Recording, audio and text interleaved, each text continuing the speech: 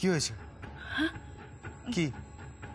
কিছু হয়নি তো, ওই একটু শপিং এ বেরোবো। ও, তাহলে আমিও যাব তোমার সঙ্গে শপিং এ। তুমি যাবে? হুম। না মানে সঙ্গীত, আমার অন্য জায়গায়ও একটা কাজ আছে। কোথায় যাবে? ডার্লিং, এখন থেকে তুমি যেখানে যাবে আমিও তোমার সঙ্গে সেখানে যাব। তুমি খুব সুন্দর করে সেজো। সঙ্গীত, আমি বলছি তো আমার অন্য একটা জায়গায় যেতে হবে, আমার একটা অন্য কাজ আছে। বললাম না তুমি যেখানে যাবে আমি সেখানে যাব। সঙ্গীত প্লিজ প্লিজ, তুমি একটু বোঝার চেষ্টা করো। আচ্ছা আরজা, তুমি আমায় ভালোবাসো তো? অফকোর্স ভালোবাসি। ব্যাস, তাহলে আর কি? তাহলে আর দেরি না করে তাড়াতাড়ি রেডি হয়ে নাও, আমি তোমার জন্য ওয়েট করছি। যাও।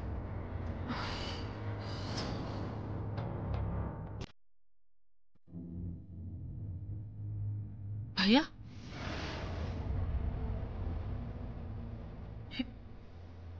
এটা আমি তোর কি রূপ দেখছি? তোর কি মাথাটা একদমই খারাপ হয়ে গেছে নাকি? হ্যাঁ, তুই তুই আর্চার সঙ্গে শপিং এ যাবে মানে? ও ও যেখানে যাবে তুই সেখানে যাবি মানে? এই, তুই সত্যি সত্যি ভালোবেসে ফেলেছিস নাকি ওকে? এই দেখ, আমি জানি এখন আমাদের মধ্যে যমুনা বৌদি নেই, এই বাড়িতে আর যমুনা বৌদি নেই, কিন্তু কিন্তু জ্যোতি সেন তো আছে। তুই সত্যি কথা বল, তোর তোর ওকে দেখলে যমুনা বৌদির কথা মনে পড়ে না একবারও?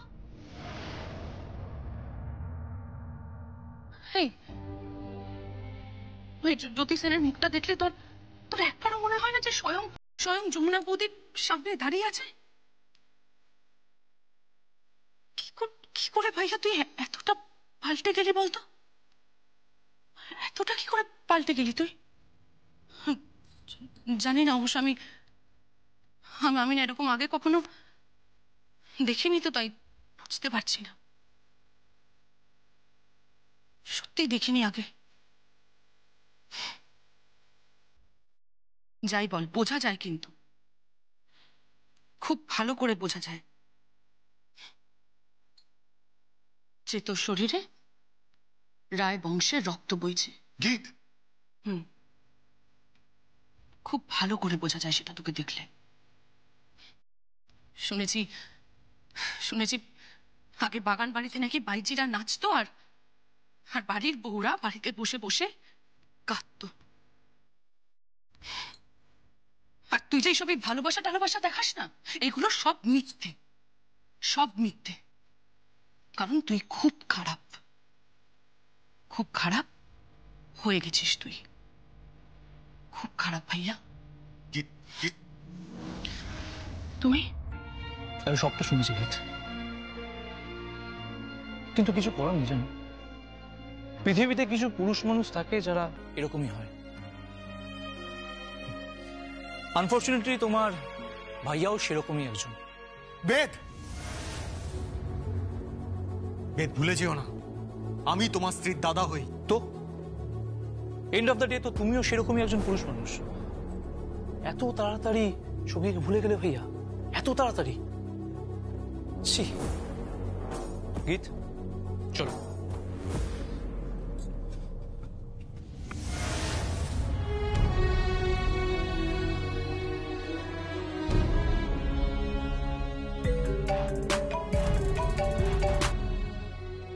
হ্যালো।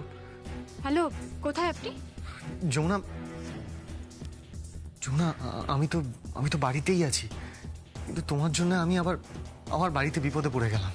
কেন, কি হয়েছে?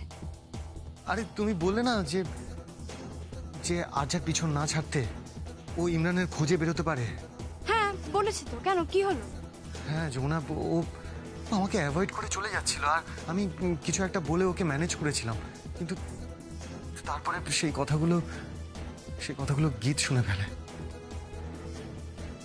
আর গীত ভাবছে যে আমি হয়তো আরজার প্রেমে পড়ে গেছি।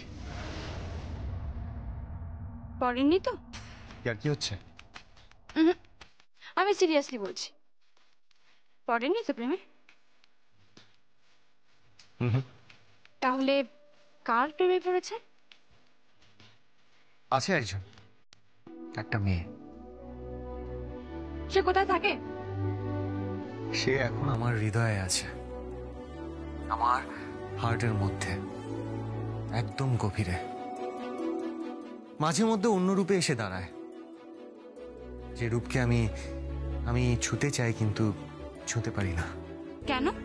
ওই ছদ্মনামে আছে, বুঝলে? ছদ্মনামে জ্যোতি সেন। কেউ না জানলেও আমি জানি যে সে আমার যমুনা, আমার যমুনা, যাকে আমি খুব ভালোবাসি। I love you darling. হ্যাঁ মিস্টার কাঞ্জিলাল, হ্যাঁ হ্যাঁ ঠিক আছে, নো প্রবলেম। হ্যাঁ আমি এখন আমার উর্বির সঙ্গে একটু শপিং এ বেরোচ্ছি। হ্যাঁ যাচ্ছেন যান, কিন্তু একটা কথা মাথায় রাখবেন, একদম টাচ করবেন না। হ্যাঁ, আমি যেন না শুনি যে আপনি টাচ করেছেন। বলা তো যায় না, আপনাদের মতো পুরুষ মানুষদের তো আবার বিশ্বাস করা যায় না, তাই না? হ্যাঁ ঠিকই বলেছেন, ঠিকই বলেছেন। ঠিক বল, কাছে পাই আপনাকে, আমি দেখাচ্ছি মজা। ঠিক বলেছি আমি? 100% ঠিকই বলেছেন আপনি। বলছি তুমি কার সাথে কথা বলছো? Actually mister Kanjilal. ও, কিন্তু ওনার গলাটা না কেমন মেয়েদের মতন সরু সরু লাগছে শুনতে। আসলে ওনার গলাটা না একটু মেয়েলি টাইপের। হ্যাঁ বলুন মিস্টার কাঞ্জিলাল। বলুন। দেখুন, প্রমিস, হ্যাঁ আপনি আমায় প্রমিস করুন যে আপনি টাচ করবেন না। প্রমিস করেছেন কিন্তু আপনি আমাকে। পাগল নাকি? না না, একদমই প্রশ্নই আসছে না। চলো ডার্লিং, এবার যাওয়া যাক। এই আপনি বড় ডার্লিং ডার্লিং করছেন। এত কথা বলতে আপনাকে কে বলেছে? আমি বলেছি তো কথা বলতে? ডার্লিং ফার্লিং বলার কোনো দরকার নেই। না না, কিচ্ছু না। অ্যাকচুয়ালি ব্যাপারটা হচ্ছে যে আমি তোমাকে বলছি, ওকে বলছি না। কিছু বললে? না কিছু না। মিস্টার কাঞ্জিলাল জিজ্ঞেস করছেন আমি আবার কাকে ডার্লিং বলছি। আচ্ছা মিস্টার কাঞ্জিলাল, আমি এখন বেরোচ্ছি, ঠিক আছে? হ্যাঁ দেখা হচ্ছে অফিসে। ওকে। চলো চল। হ্যালো, কি খোঁজ নিচ্ছ তুমি? ও না না, আমি তো শপিং এ যাচ্ছি আমার উর্বির সাথে। আসলে উনি আমাকে এত ভালোবাসেন, আমাকে একা ছাড়তেই চাইছেন না, তাই আমরা দুজন মিলে একটু শপিং এ যাচ্ছি। Are you crazy? হ্যাঁ, তোমার মাথার উপর বিপদ আর তুমি যাচ্ছ শপিং এ? তাহলে কি করবো আমি? হ্যাঁ কোনো প্রবলেম? হ্যাঁ না না, কোনো প্রবলেমই নেই। বলছি আমি রাখছি। হ্যাঁ হ্যাঁ চলো চল চল।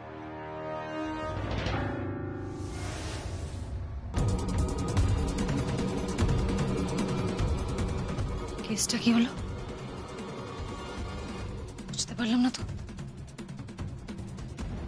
সঙ্গীত রায় আর যাকে নিয়ে শপিং এ যাচ্ছে, হঠাৎ ভালোবাসা এত উঠলো।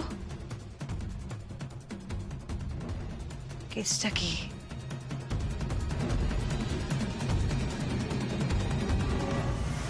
না না, কি বলছিস এসব? হ্যাঁ কি বলছিস? অসম্ভব, আমি এসব বিশ্বাস করি না। আমি নিজের কানে শুনেছি কাকাই, ভাই আর্যার সঙ্গে যেতে চাইছে। এক্স্যাক্টলি, আমিও শুনেছি, কিন্তু সত্যি বলতে কি আমিও নিজের কানকে বিশ্বাস করতে পারছি না। বিশ্বাস না করারই বা কি আছে? কেদার তো নিজের কানে শুনেছে। তাছাড়া গিয়ে তুইও তো ছিলিস ওখানে। মাঝরাতেও আদ্রার সঙ্গে আলাদাভাবে দেখা করেছে। ওকে বলেছে যে ওকে বিয়ে করতে চায়, ওকে ভালোবাসে। দাদু ভাই কি দোস্তি কি করে? ওকেও তো বাঁচতে হবে। যমুনা যে সকালে চলে গেল ওকে একা করে দিয়ে।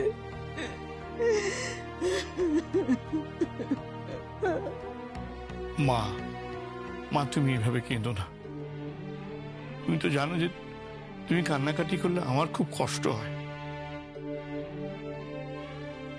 আর তুমি একটু শক্ত হও, একটু শক্ত থাকো, দেখবে আমরা সবাই মিলে একেবারে লড়ে যাব, বিশ্বাস করে লড়ে যাব। কি আর লড়বে বাবা, কিছুদিন পরেই তো বিয়ে, ধুমধাম করে বিয়ে হবে দাদা ভাইয়ের সঙ্গে আর যার। আমি না আর্যাকে এই বাড়ির বউ হিসেবে ভাবতে পারছি না, বিশ্বাস করো আমি আমি পারছি না ভাবতে। বড় খুকি তো উঠে পড়ে লেগেছে ওদের বিয়ে দেওয়ার জন্য, যারা দেখ করার জন্য উঠে পড়ে লেগেছে। এই যে এই তোমাদের জন্য চা নিয়ে এসেছি। ছোটা বাবু চা নিন, জামাই বাবু চা নিন। এই যে হ্যাঁ। আচ্ছা বলছি ছোট মুখে একটা বড় কথা বলবো। বলছি আপনারা এত নিন্দে মন্দ করছেন কেন বলুন তো? হ্যাঁ, আরে বাবা আর্যা দিদিমণি তো বিয়ে করবে বলে রাজি হয়েছে নাকি, সংসারটা তো টিকে যাবে। আর তাছাড়া সঙ্গীত দাদা বাবুকেও তো বাঁচতে হবে নাকি। আপনারা কিন্তু শুধু শুধু গালমন্দ করছেন মেয়েটাকে।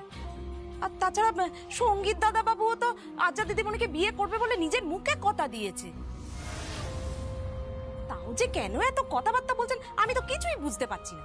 তুমি একদম চুপ করো, তোমাকে এ নিয়ে মাথা ঘামাতে হবে না, একদম মাথা ঘামাতে হবে না তোমাকে। মাথা ঘামাবো না কেন? আমি তো আর এবাড়ির কাজের লোক নই। এতদিন ধরে এবাড়িতে থাকতে থাকতে আমি তো এবাড়ির লোকই হয়ে গেছি না।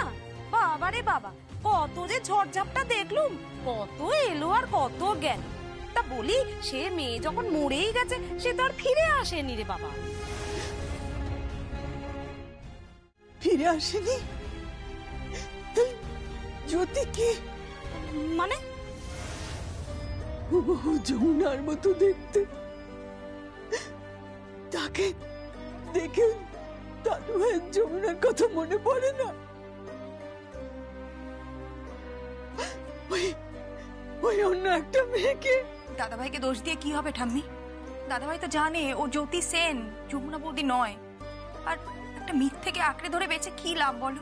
বাবা শ্রী, তুই তো অনেক বড় বড় কথা শিখে গেছিস। হ্যাঁ, বড় তো হচ্ছি বাবা।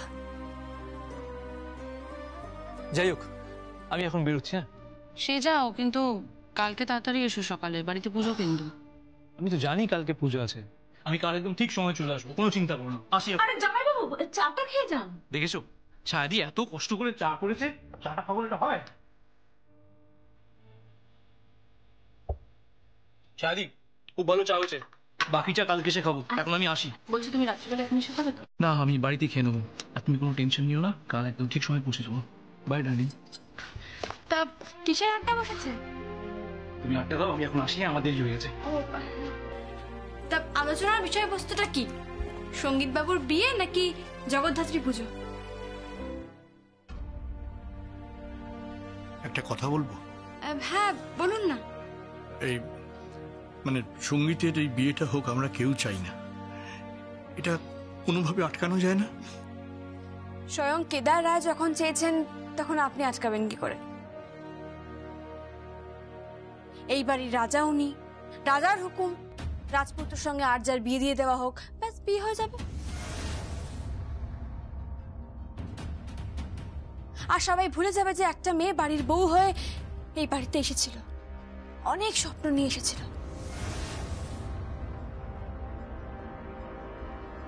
আর তার স্বপ্নকে এই বাড়িতেই কবর দেওয়া হয়েছে।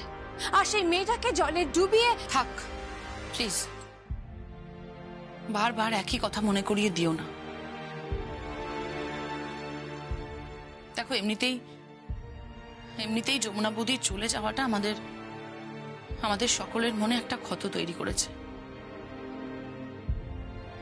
সেই ক্ষতর মধ্যে তুমি যদি বারবার আঘাত করে যাও তাহলে তো কষ্ট হয়, তাই না? যন্ত্রণা হয়। আর সেই মেয়েটার যন্ত্রণার কথা ভেবেছেন একবার? প্লিজ প্লিজ এসব কথা থাক, প্লিজ। তোমাকে অনেক ধন্যবাদ, তুমি আমাদের সঙ্গে এতটা কোঅপারেট করেছো। তোমাকে হাত জোর করে বলছি, দেখো না এই বিয়েটা কিভাবে ভেঙে দেওয়া যায়। কিন্তু কিভাবে সম্ভব সেটা? আমি একটা কথা বলবো? বলুন।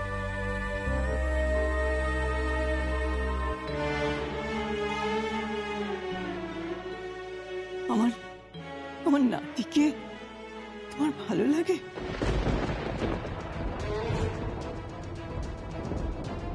ঠাম্মি, এসব তুমি কি বলছো? বাবারে বাবা, তুমি এসব কি বলছো গো? বলো না, তোমার ভালো লাগে? তোমাকে দেখলেই না আমার কেবল যমুনার কথা মনে হয়।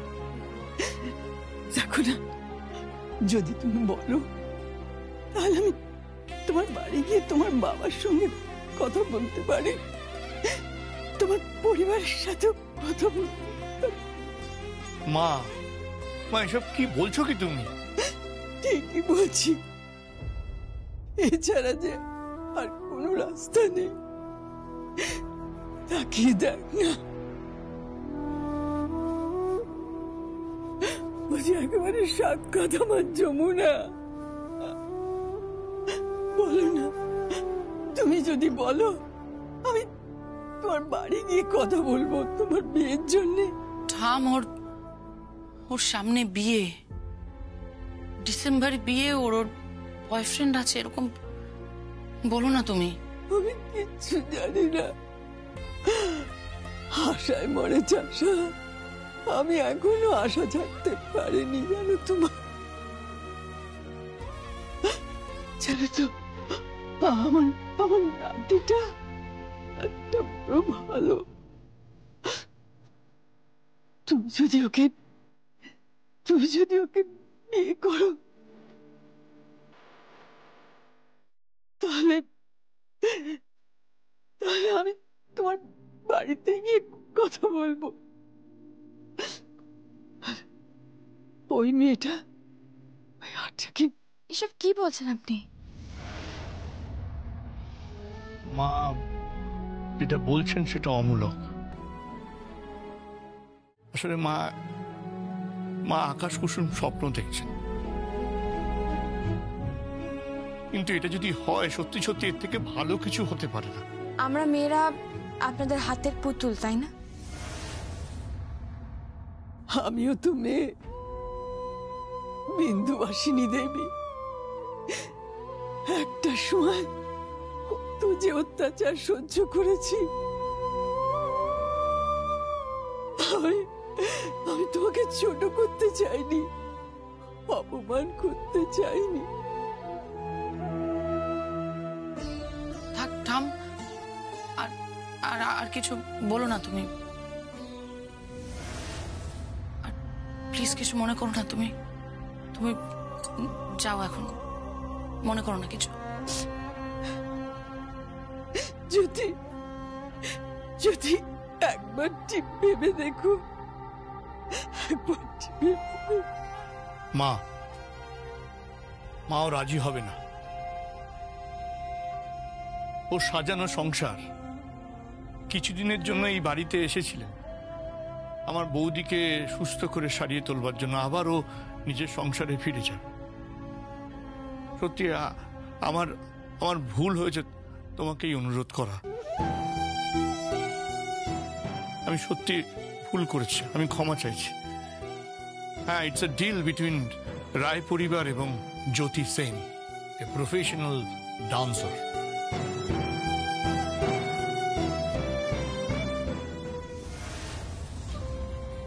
এসব তুমি কি বলছো গো? ও মেয়ে কেন বিয়ে করতে যাবে? চেনো না, শোনো না, জানো না, ওই একটা নাচিয়েকে ধরে এনে বিয়ে দিয়ে দিলেই হলো। তুমি এবার চুপ করবে আর একটা কথা বলবে না। থাম, করো না তুমি, নিজেই কষ্ট পাচ্ছ বলো।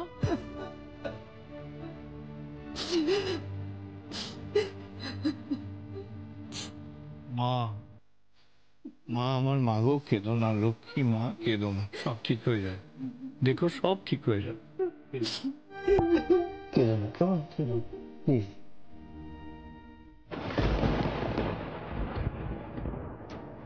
যেভাবেই হোক ওর মুখ থেকে কথা বের করতে হবে, যেভাবেই হোক।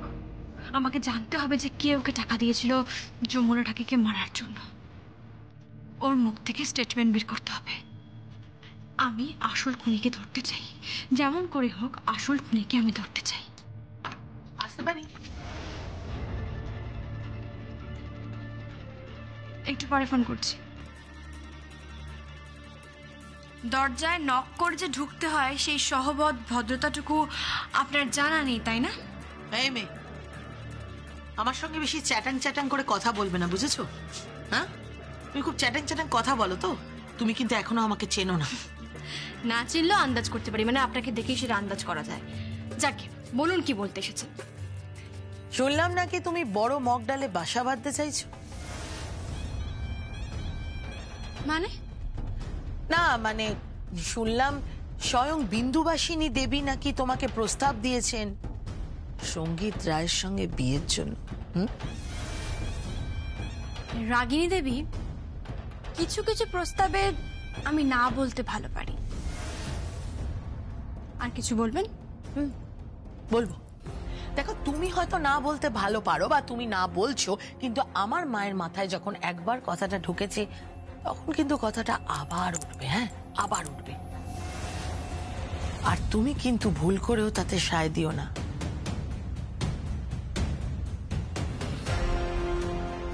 তাতে তোমার একুল ওকুল দুকুলি যাবে।